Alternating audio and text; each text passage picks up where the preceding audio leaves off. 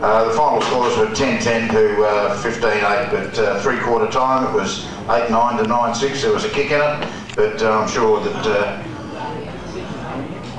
Michael will give an update in Swan Districts next week, Michael. Thanks, Miles. I think it's the first time I've been back here. I've had some family commitments over home, but good to see some people back here. Obviously disappointing for the club today. You know, this is the fifth time in a row that the Colts have been within a couple of goals and got overrun in the last quarter. So it's definitely not talent. It's definitely above the shoulders. And hopefully we can address it very soon, and hopefully next weekend against the Swans. You know, it's been very disappointing. It's been tough losing our key forward 7 o'clock this morning. So we brought in another player, which is good. We had Kieran Parfitt and Aaron Safari playing their first game. We've played 20 new players this year in 7 rounds. So it's good that the club, good for the club that some of these young players are getting an opportunity to play at this elite level. But unfortunately, we haven't been getting their 4 points on the board. But the boys are trying. They are working extremely hard, and we are doing everything we can to make sure that we can be competitive. But we just can play 4 quarters of football, and that's the only thing that's stopping us from having a win. So hopefully it'll be next week. We had 5 best players today. This is the Coach's Award. $10 goes to a player who's been playing down back, been playing some really attacking football for us, been using the ball very, very well, been playing on some of the very dangerous forwards over the last 4 or 5 weeks, and actually rebounding very well for us. And he goes to a player called Shannon Blee. Come on, Shannon.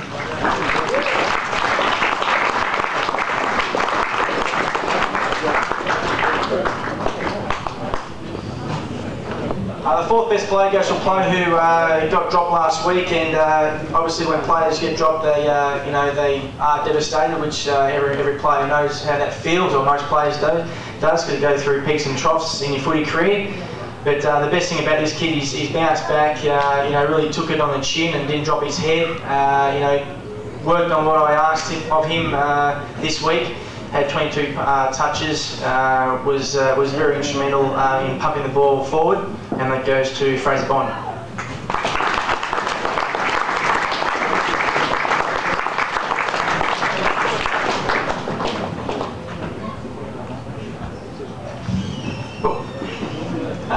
Third best player goes to a player who's got some outstanding skill level.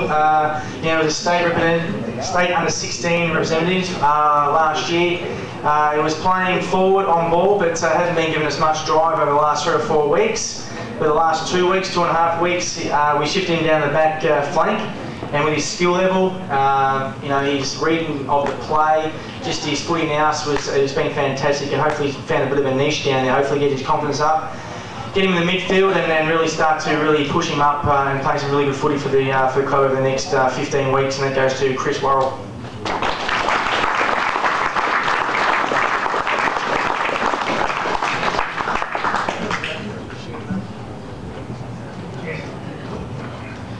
Second best player, you know, these next 2 players have been the best player awards for, you know, for every game.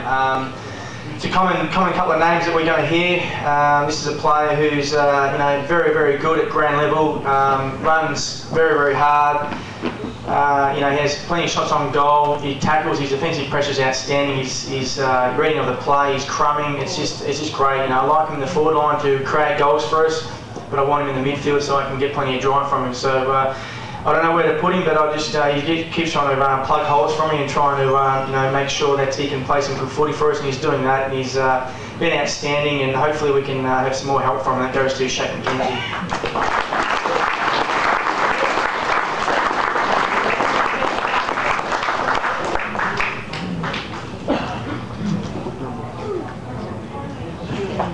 Our best player is our captain. You know, he's been outstanding. He had a real quiet week last week, and you know, as all captains do, or as all good players do, they bounce back. You know, I think he had 12, 14 touches last week. I think he had 30 touches today, 7 tackles. His just his 1%ers was just lifting for the players, and you know, as you said, like these last two players, they've just been carrying this football team for quite a while. We just need more players to pick up some slack and making sure they start helping move this club forward. And I'm sure this player, Mitch Howlett, with him at the front, leading the way, he's just got an outstanding work ethic. He's a great leader, and I'm sure he's not too far away of being a star of the future. And that's all the best to Mitch Howlett.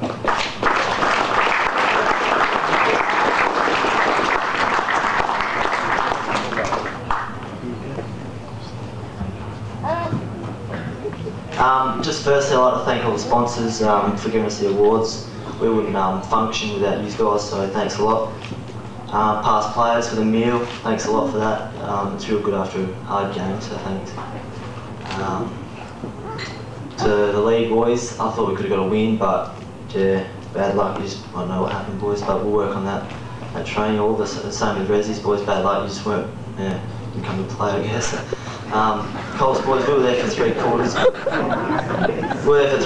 But yeah, we dropped off in the last like we always do, so we've got to get back on the horse and get a victory. Cheers. Okay.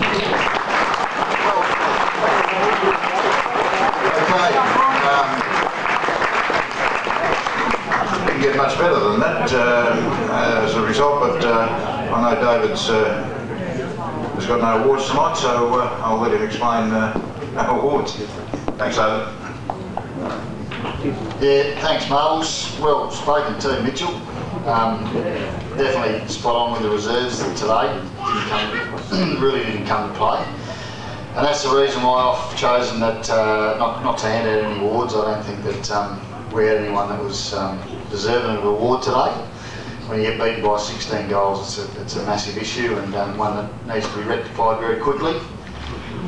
So we've got some problems at the footy club in terms of getting things right. So,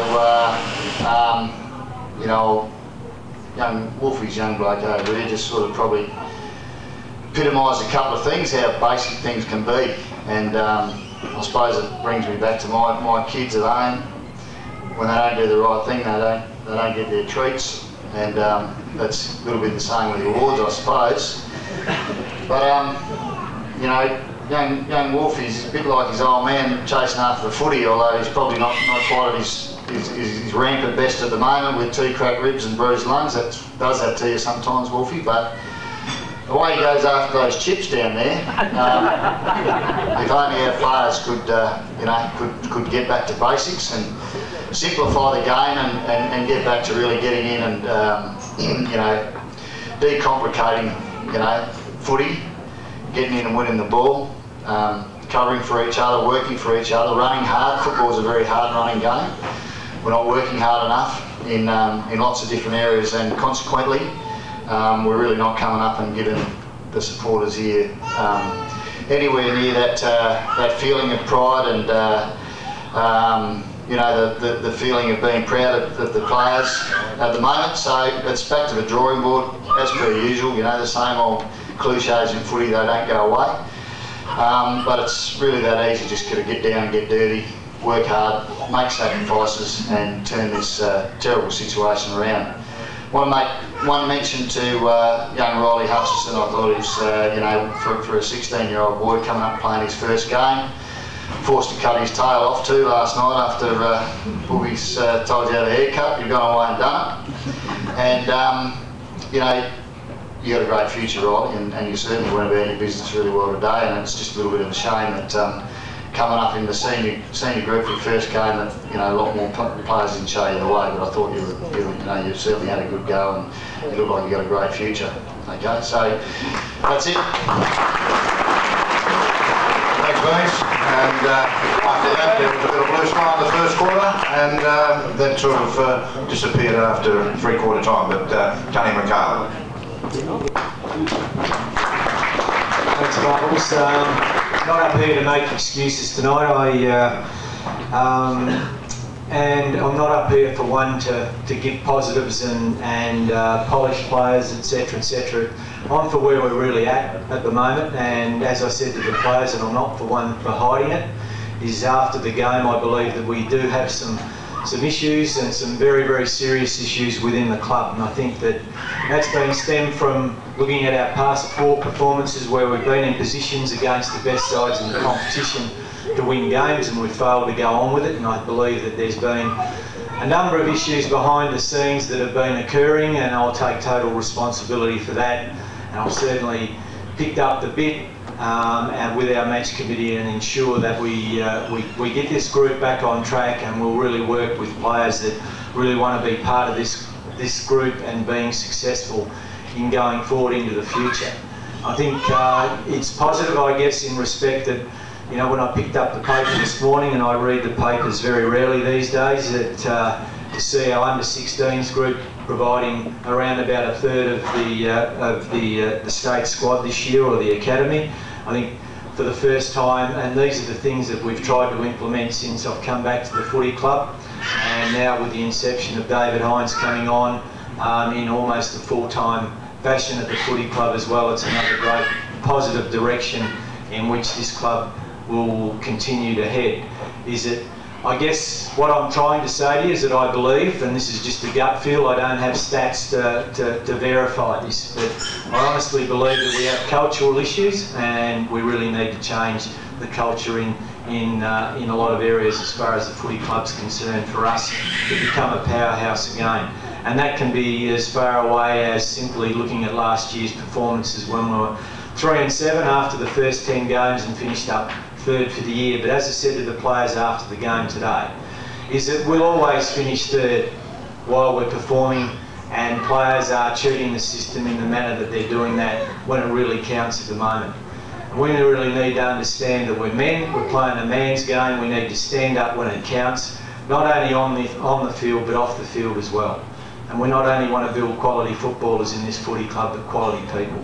Right at the moment, I don't think that we're at the top of the tree as far as that's concerned. And I've given an undertaking that I'll work my arse off from here on in till certainly the end of this year to ensure that we get this club back up on its feet again, and hopefully that we can give them a fright that we gave last year. Getting on to the awards.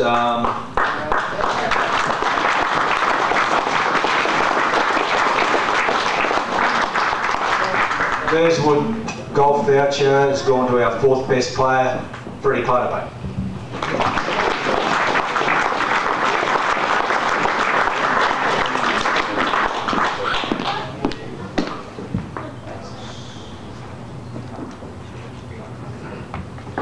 Thanks for all the supporters for coming back tonight.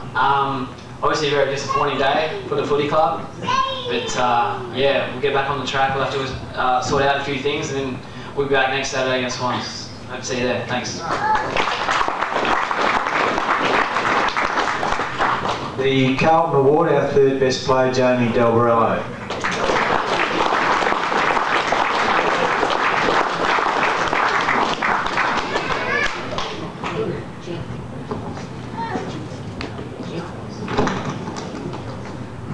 Cheers for the award. Pretty disappointing from all grades today, really. We just have to come back next week and do a little bit extra, and hopefully get across the line and get everyone back on track and work from there. So. That's it, the best player today. The Jardines Award has gone to Kyle Anderson.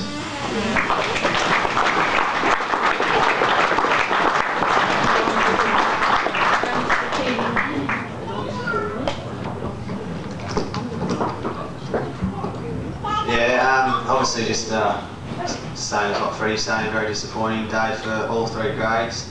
Yeah, just get back on the track and hopefully we can rectify the problems that we do have. Thanks. The Kendrick and Best Player Award has gone to Brendan Lee.